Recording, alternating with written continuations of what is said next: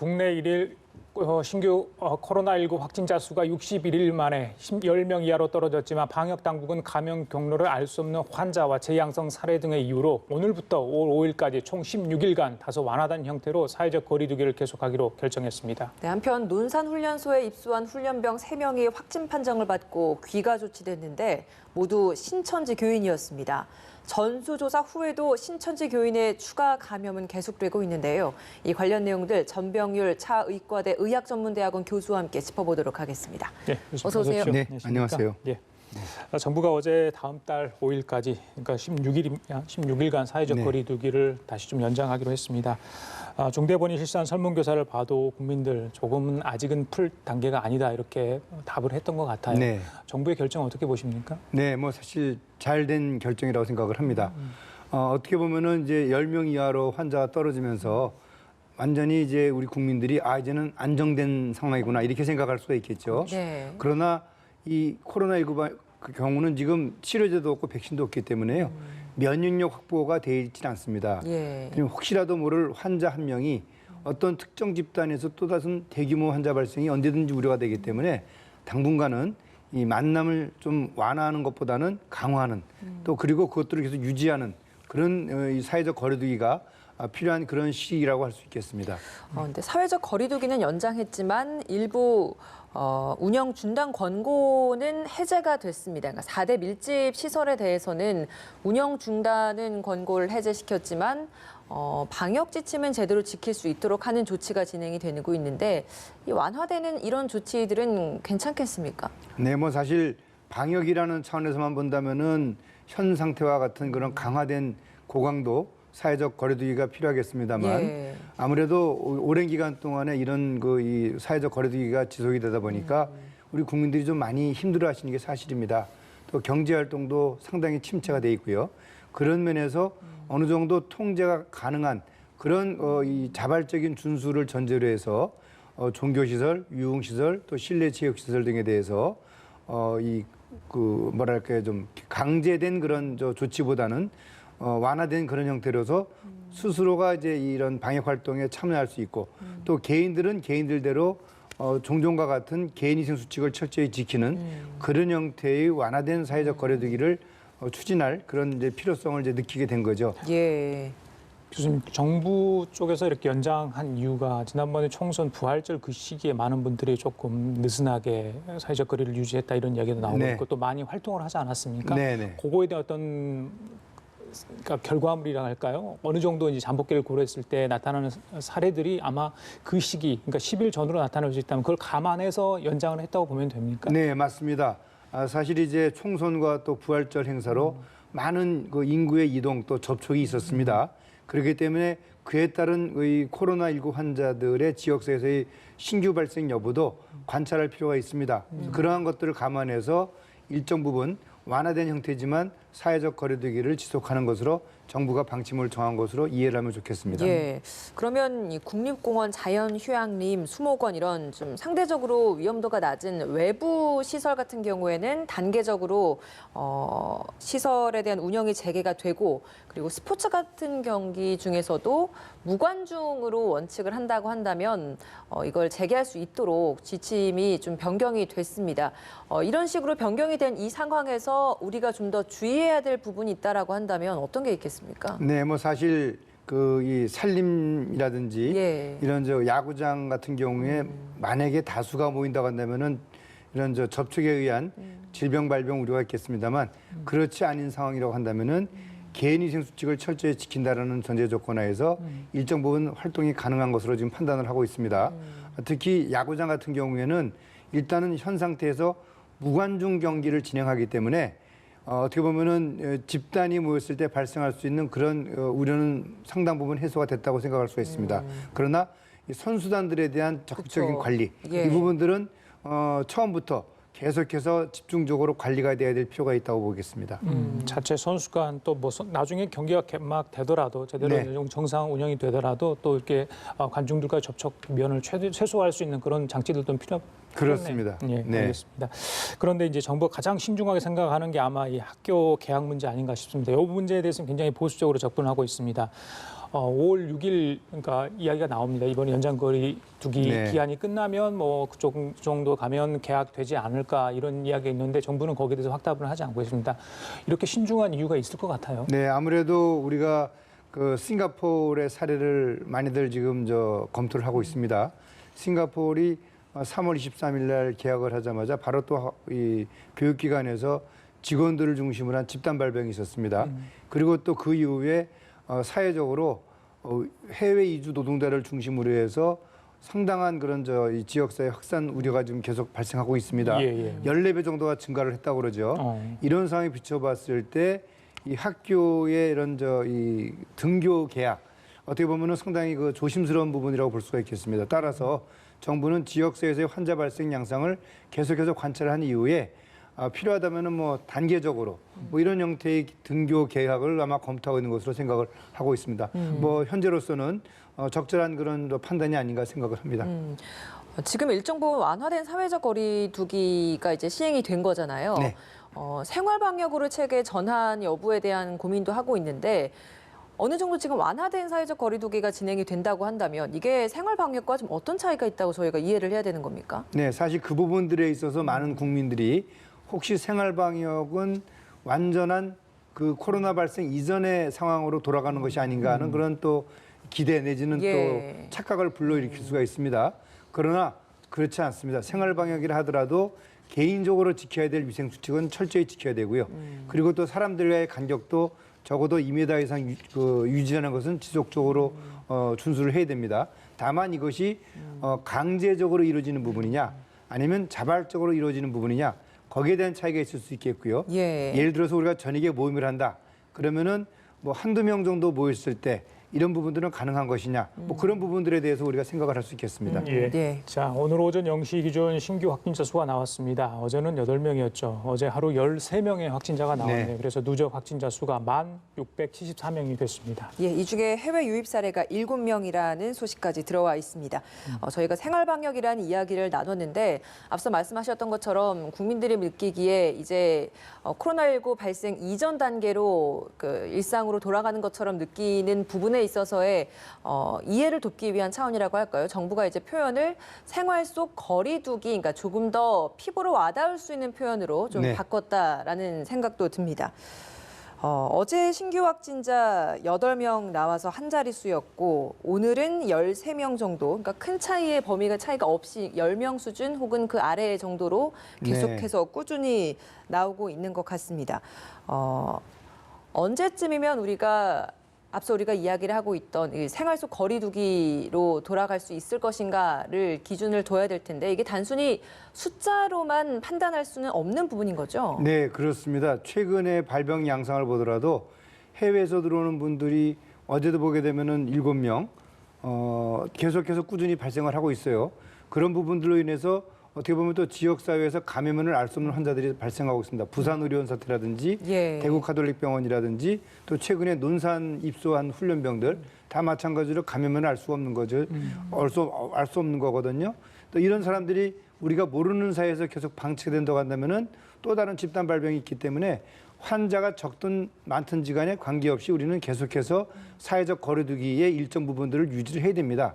그렇기 때문에 국민들의 피로도를 감안했을 때 생활 방역이라는 표현을 썼을 뿐이지 일정 부분 거리를 두고 접촉을 최소화하고 뭐 그런 부분들은 계속해서 지켜져야 된다고 보시면 되겠습니다. 교수님, 감염 경로 모르는 부분이요. 굉장히 그게 중요하다고 제가 들었는데 불확실한 사례가 전체 약 3.1% 정도 된다고 합니다. 정은경 본부장도 이 부분이 굉장히 중요하다 이야기를 했습니다. 경북 애천에서 한 명의 확진자가 30여 명 이상 넘게 감염을 시켰고 6차 감염까지 나왔고요. 부산에서 이 부녀 감염자 확진자가 나오지 않았습니까?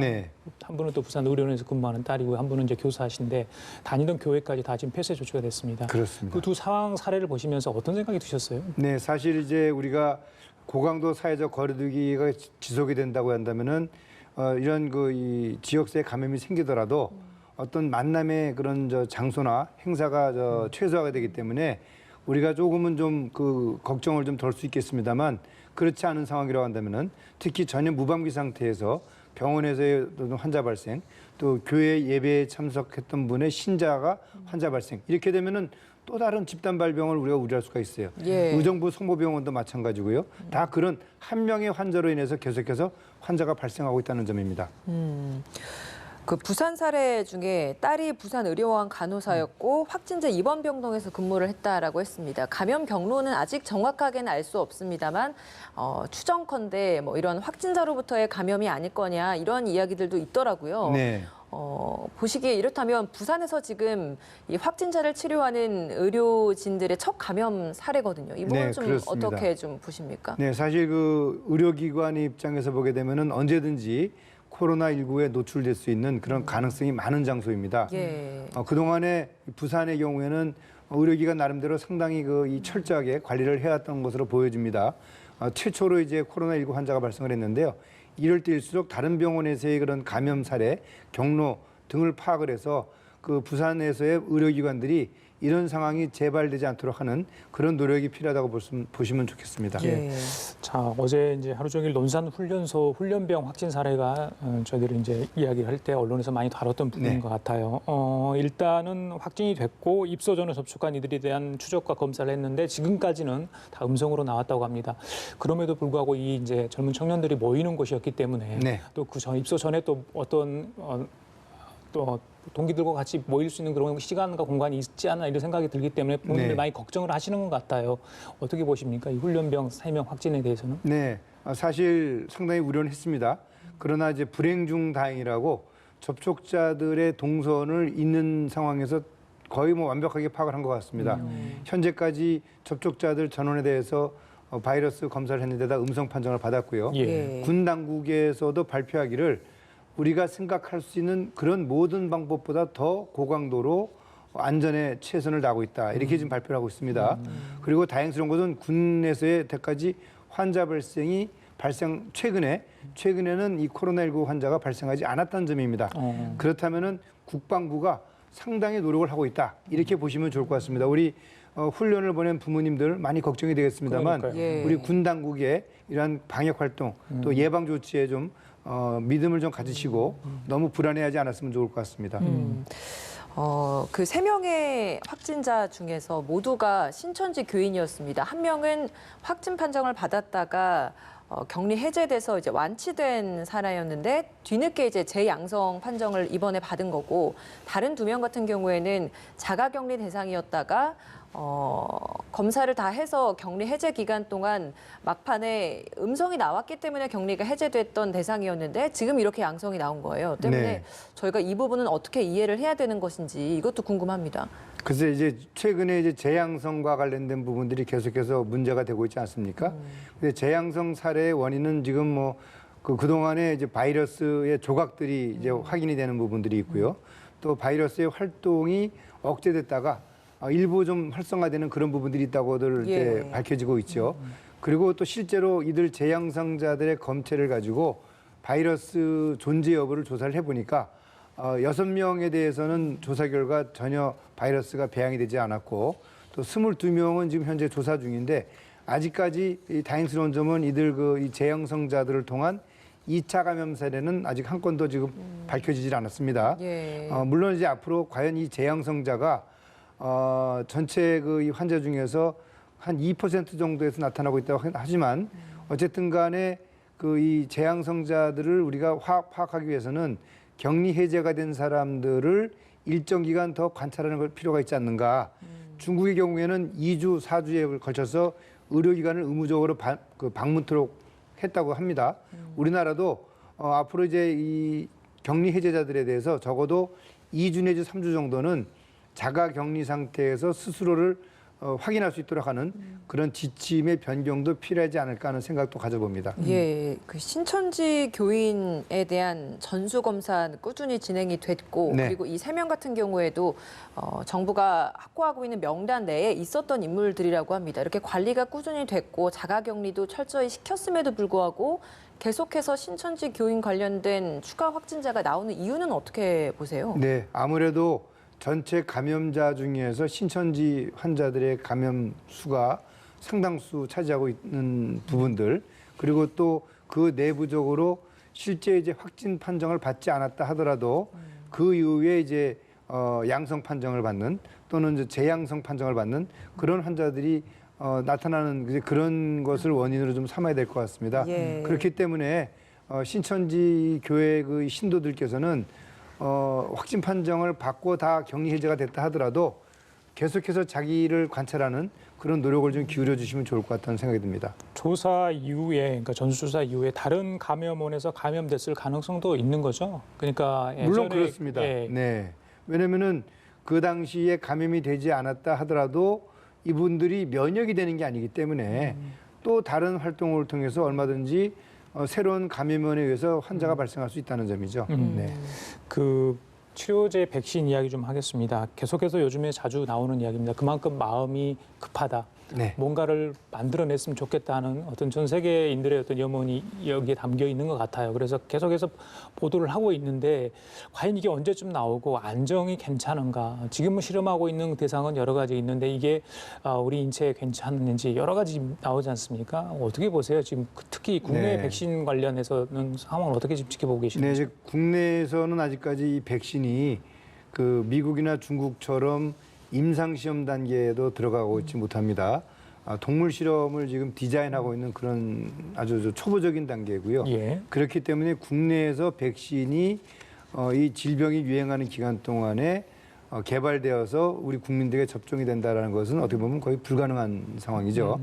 다만 이제 미국이나 중국에서 현재 임상 시험 일상을 마치고 또는 일상을 하고 있는 그런 과정이 있기 때문에 그 결과에 따라서 이 전 세계에 이 백신이 적용될 수도 있겠습니다만 이 백신은 나쁜 바이러스와 나쁜 백신을 얘기할 때 나쁜 백신이 오히려 더 나쁘다 이런 이야기를 할 정도로 안전성이라는 측면, 유효성이라는 측면에서 상당히 엄격하게 관리가 될 예. 필요가 있습니다.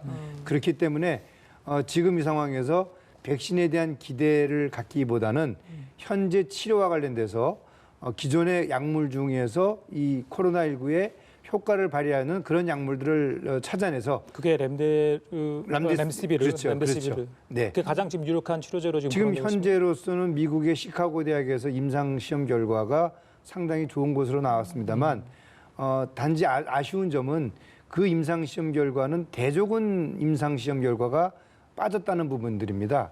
모든 이 실험은 그 환자군과 대조군을 가지고 비교를 통해서 실제 이 약품이 얼마나 효과를 거둔지를 관찰을 해야 되는데 이 시카고 대학의 결과는 아직까지 대조군에 대한 그런 임상 이 실험 디자인이 예. 누락이 돼 있다는 점 그렇기 때문에 좀 더 많은 관찰이 필요하다. 이게 지금 전문가분들의 일치된 의견인 것 같습니다. 예. 마지막으로 마스크 이야기 좀 해보겠습니다. 오늘부터 가족관계 증명서만 있으면 꼭 같이 살지 않더라도 마스크 대리 구매가 가능해진다라고 합니다. 네. 그리고 국내 장기 체류 중이지만 현재 주민등록 건강보험이 가입되어 있지 않아서 공적 마스크 구매할 수 없었던 외국인들도 이제부터 공적 마스크를 구매할 수 있다라고 합니다.